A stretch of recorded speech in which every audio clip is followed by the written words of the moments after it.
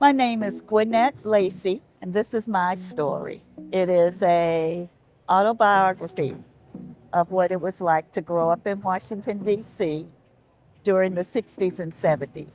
The name of my book is Madam PhD, Growing Up Black in D.C. and Beating the Odds. As most people know, there aren't a lot of native Washingtonians, so I'm one of the few.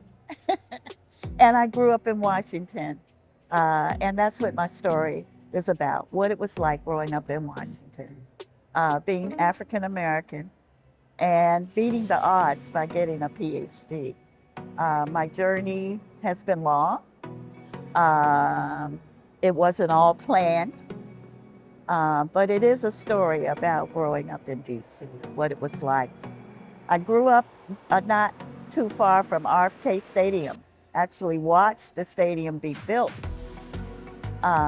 And RFK and the Armory were very close to the little apartment that I grew up in. A lot of Native Washingtonians are very astute about the politics around you, and that's no exception for the African Americans who live in Washington. My mother was involved with the civil rights movement, and so was my sister and I as her children. So the book goes through all of the different types of political events that take place in Washington. So it starts when I was very young.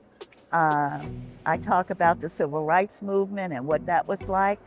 I talk about the characters that played a major role, starting with John F. Kennedy and his administration, as well as his assassination, affected my family and I. So I talk about that and also talk about Martin Luther King and the civil rights movement. With that, it affected my education in terms of being educated in Washington, D.C.